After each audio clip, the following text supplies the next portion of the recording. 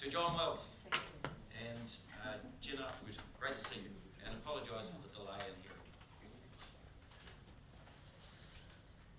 hearing. Thank you, Your Worship. Good morning, councillors. I'll just make a few brief comments. I'll pass to Jenna, but we will show a short video of the games, or leading to the games. But just a brief comment from me first. These games are going to be very, very significant to Auckland and to the country. It's the largest games event post Rugby World Cup. We're in the midst at the moment of sporting fever, if you like, with the Cricket World Cup. This event isn't like Cricket World Cup and it's not like Rugby World Cup. It's quite unique, but it's very, very significant. It's the world's largest multi-sport event coming to Auckland. So I don't want to cut across Jenna's presentation, but just to sort of put it into context, there'll be a few myths that we'll talk about today when people look at Masters events, what it really means and who's involved, and is it for old people? Well, yes it is, but it's for young people as well. So I don't want to say steal Jenna's thunder, but Jenna's got a brief presentation, and Sir John will relate well to this because it features Lord Sebastian Coe, who is our ambassador, one of our ambassadors, and a man that strongly supports World Masters Games. I may have a conflict, Mr. Mayor. I could well be in these games. Wonderful. We'll take your entry now. You've been in these games conflicting, so good luck, Wayne. What's that, Wayne? Darts? I don't think you're old enough, are you, Wayne?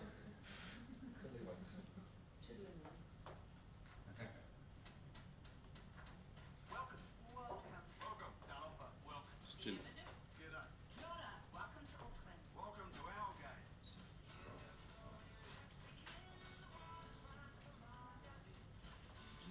Jenna.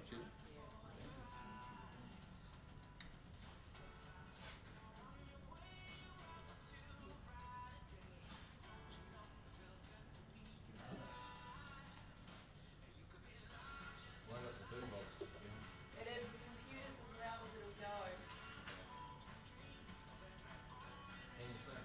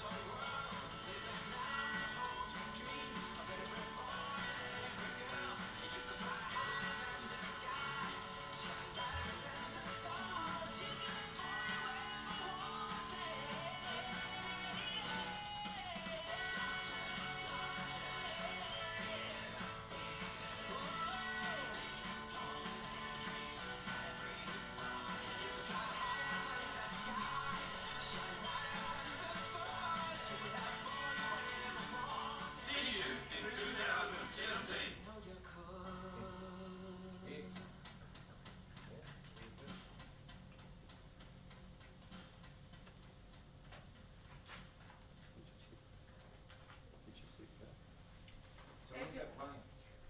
Pardon me? Where is it playing? That's the first. So that's a mixture of footage that we took from Torino, the games prior to us, and obviously some of the fabulous footage that we have available to us through AT. So, look, thank you very much, Your Worship and councillors, for the opportunity to be here today. We are incredibly excited about what we have coming up in just over 2 years' time, and it's a real pleasure to be able to take you through some of the detail. I'm conscious of time, so I am going to move through this reasonably quickly so we have got sufficient time at the end for any questions you might have. What I thought was a useful place to start, because I'm conscious some of you will be less familiar with the World Masters Games, was how it sits in the structure of global sport. So I'm sure many of you will be familiar with the International Olympic Committee. Well, the World Masters Games is a product that is very much aligned with the IOC. Basically, back in the early 80s, the IOC decided that they needed to have an entity that was going to be the guardian of masters sport globally. The IOC themselves look after youth sport and elite sport internally, but what they've done is they've mandated an organisation called the International Masters Games Association to look after masters. Now, a lot of what we'll talk about today will be very similar to what you'll be familiar with an Olympic type event. So in the same way that you have a summer and winter Olympics, you also have a summer and winter World Masters Games. And back in 2012, many of you will remember that Auckland was awarded the rights to host the Summer World Masters Games in 2017. So the Games have been taking place since 1985, and the previous hosts are shown within the packs that you have. What I think is pretty apparent in glancing at that slide is that places such as Canada and Australia have hosted the Games many times, and that's quite simply because they love sport. They are well in tune with competing in sport later in life. They understand the benefits of sport and remaining active and the difference that can make to your well-being, and therefore they've been fantastic hosts of the Games to date.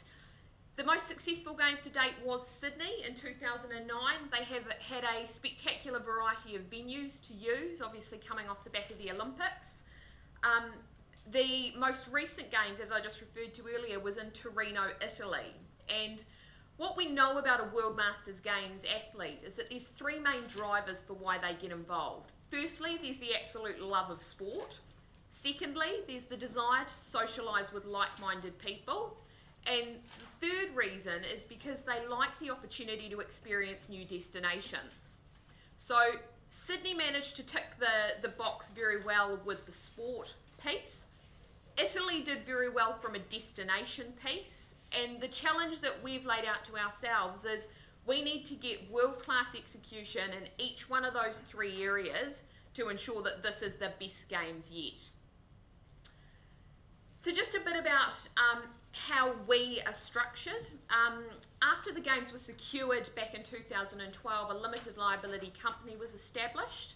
AT is the single shareholder of that entity, so we are in essence a CCO. A skills and expertise based board was recruited, and Sir John Wells is obviously the chair of our board. But we're incredibly fortunate with the calibre of directors that we have on board helping to steer the direction of the organisation and the Games. Currently we're a team of 13. I feel incredibly privileged to be the chief executive of the organisation, and we'll grow to a team of about 50.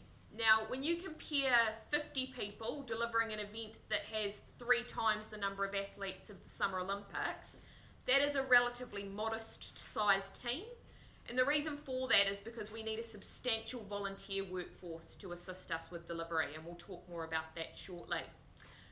The other thing that I think is really important to note in regards to the structure and the people around this event is that we've started to build a fabulous family of ambassadors. Many of you will be familiar with ambassadors programs that have gone around events previously. An ambassador program for us is even more critical because of the diversity of the type of audience that we're wanting to connect to. And, you know, having someone like Lord Sebastian Coe on board as our International Goodwill Ambassador is phenomenal in terms of helping us connect with the offshore audience.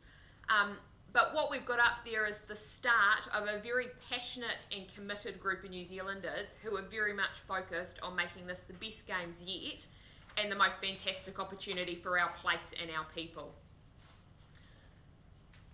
In terms of the dollars and cents, Sir John mentioned that this is the largest event New Zealand will have hosted since Rugby World Cup, and in line with that, it is the largest investment that both central government and the City of Auckland have ever made in an event outside of Rugby World Cup.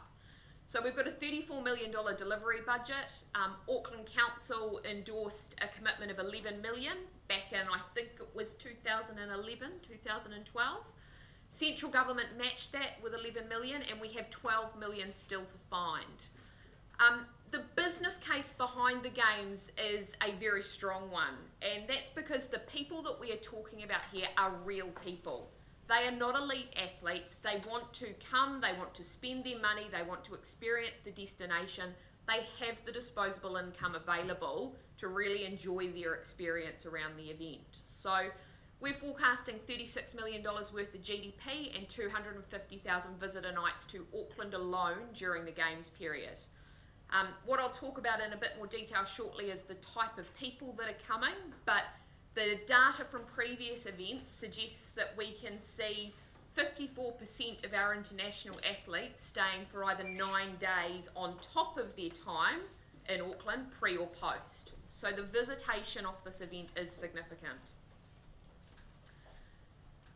Obviously, $12 million is a significant sum of money to be finding over a 4-year period, and I'm really delighted to say that our commercial family is growing.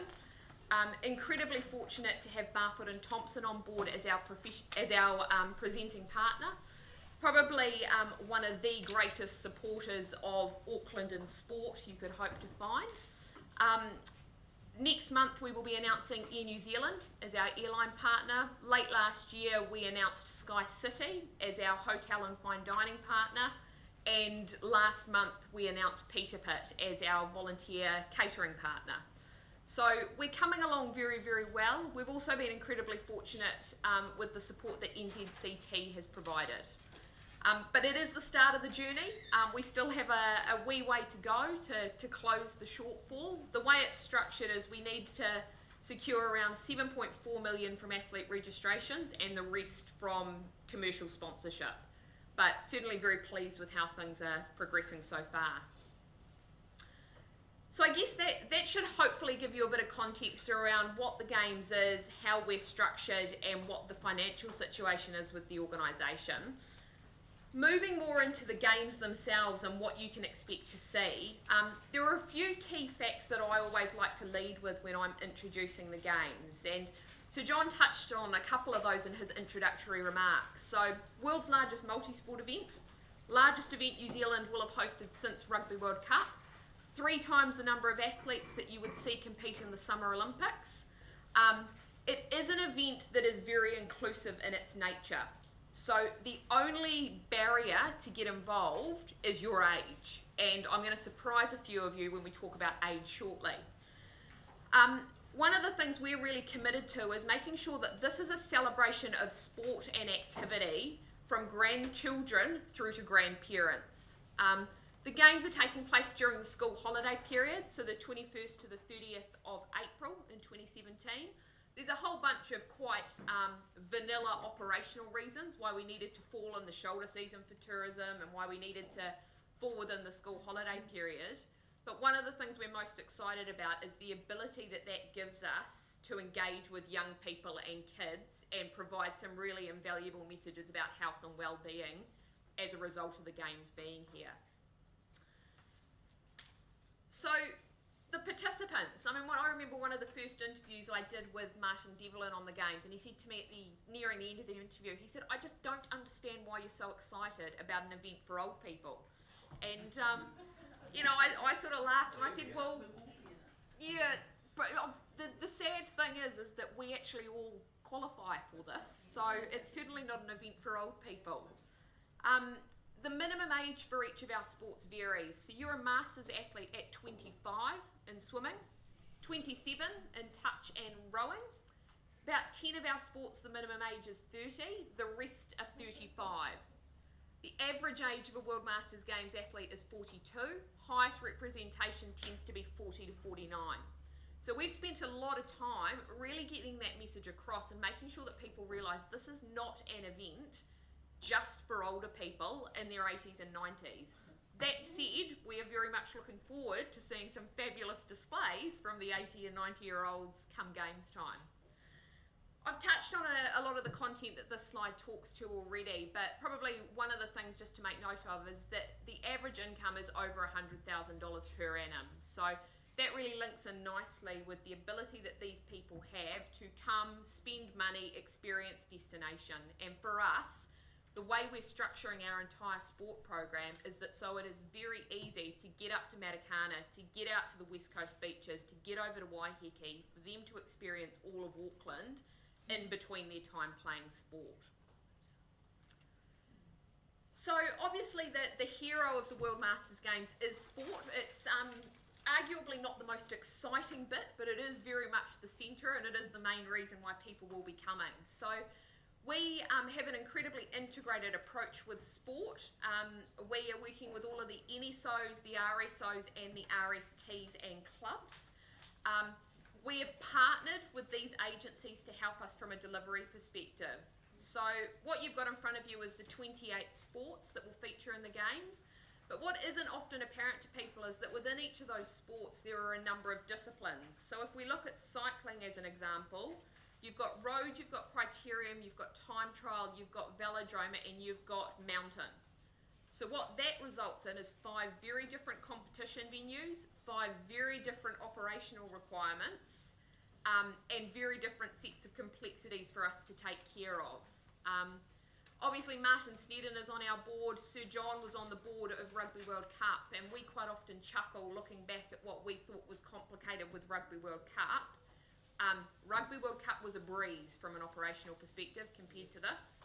28 sports, 45 disciplines. Yeah. No, I do remember opening night.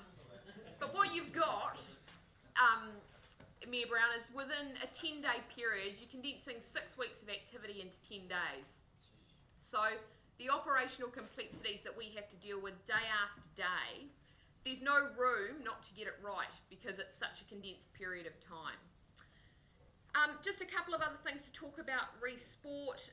2 of our sports, so orienteering and weightlifting, choose to hold their world championships as part of the games. So from a New Zealand perspective, you would think orienteering was a relatively small sport. Pleased to let you know that we will have over 2,500 orienteers. So that is huge. The majority of those, because of the nature of where the sport is strongest, will come from Europe. And we also have 8 sports which offer a para-discipline. And, you know, when you look at the Commonwealth Games in Glasgow, they only had 6. So we're really proud of that, and we believe it speaks further to the fact that this is very much an inclusive event that everyone can get involved with. In the back of the packs that you've got, there is a map. And what that map tries to show is the spread of competition venues right across Auckland. There's another slide in your pack which tries to break down the competition venues by ward. And hopefully what you'll agree is that unlike a lot of events, this is an event that will connect with all communities right across the region. And that enables us to tell some fantastic stories through clubs, through schools, through business associations that is very unique to the event we're talking about here. The other thing just to note is that we have partnered with the Waipa District Council, and the reason for that is with the World Masters Games, you're not allowed to spend any money on capital upgrades, so you have to use the existing venues you have. I'm sure there would be no one that would disagree that the velodrome that's been built in Cambridge and Karapiro are 2 world-class facilities. They're within an hour-and-a-half drive time of the CBD in Auckland, and they will provide a fantastic platform for us to use for those 2 sports come games time. And the council down there has been really enthusiastic and supportive, which is great. I touched on volunteers a bit earlier. I guess to put the 5,500 number in context, nationally for Rugby World Cup, we only had 5,000. So 5,500 from predominantly the Auckland region is an enormous number. The other challenge we've got with this is we're obviously needing to attract 25,000 athletes to compete, and we're needing to attract these 5,500 volunteers. Now you could say that typically they're the same type of audience. So for us, we're going to have to get the messaging nicely aligned so that we're able to hit both numbers. The other thing just in regards to volunteers, I think New Zealand has had a very successful typical type formula that it's rolled out around volunteer programs over the last 4 to 5 years. New Zealanders love their volunteering. I think Aucklanders get right in behind events at any opportunity they can. One thing we haven't really cracked previously is the engagement of the tertiary sector.